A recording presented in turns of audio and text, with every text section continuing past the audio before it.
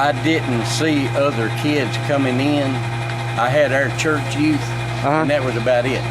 But now, these kids are coming from everywhere. So back in the 90s, you didn't see it like it is now. You see in this generation, you're seeing kids getting involved, witnessing. Kids is reaching kids. Kids is reaching kids. Yeah. All right, and that's the one thing. That's the one thing that you do like that you see is happening with the youth that you didn't see back 20 years ago. There's one other thing that happens now. Back when I had the youth in the 90s, you didn't. You had very few kids, maybe one or two from broken homes. Right. Now, 80% probably. Right. A lot of kids from broken homes. Right. And that's a challenge too. Yeah. That's a challenge. Yeah. So you guys have been getting plugged in this week, and obviously you're doing that in the church. So what is your prayer for this generation? One of your biggest prayer for you see these youth coming up, you see them all passionate, you see them getting crazy. What's your biggest prayer for this generation? That they lead their mom and dad, grandma and grandpa to Christ. Amen. Amen. Amen. Amen. That's my prayer. Amen. What do you say? What do you say? Probably the biggest thing you see with this group of kids coming up in the church now that inspires you, and what is probably your biggest prayer for them? That the way they reach out, I'm just like Eldon, the way they reach out to other kids, and their passion for Christ. Passion for Christ. Yeah. Yeah, I mean, you're involved, you're engaged, man. You've been working with the youth group and the things for some time, and would you say that's your biggest prayer, huh? Yeah, for them to keep going the way they're going now and reaching other kids, bringing other kids in. Something I think I see that too. I've only been saved about 10, 11 years now, but that's probably what I see too. It's just kind of getting wildfire. We call it wildfire. Yeah. We had when he was the youth minister. It was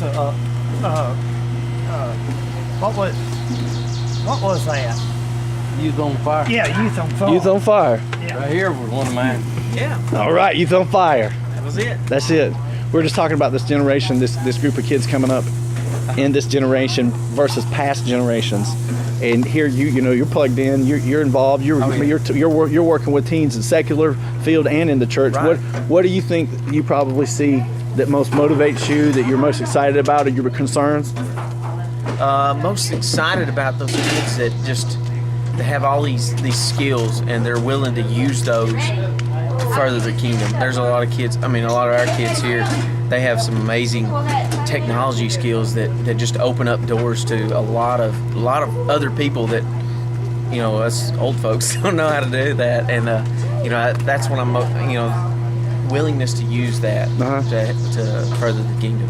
Is awesome. What about here working with teenagers now? You're teaching in public school, right? And you're working in the church, right? And what do you think is probably your biggest concern that you're seeing coming up working with kids? My biggest concern working with kids is most likely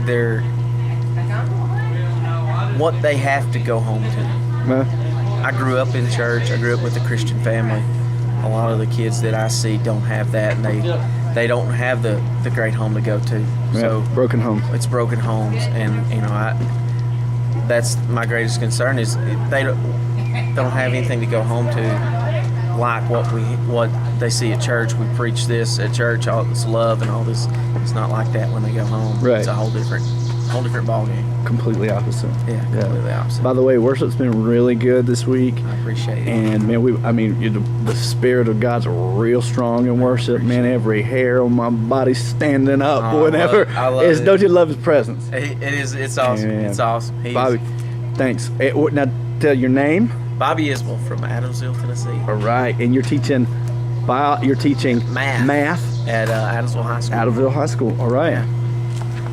Stanley, give us a little bio real quick. Stanley Chambers, Bethel Springs, Tennessee. Work for TDOT. I guess that's it. All right.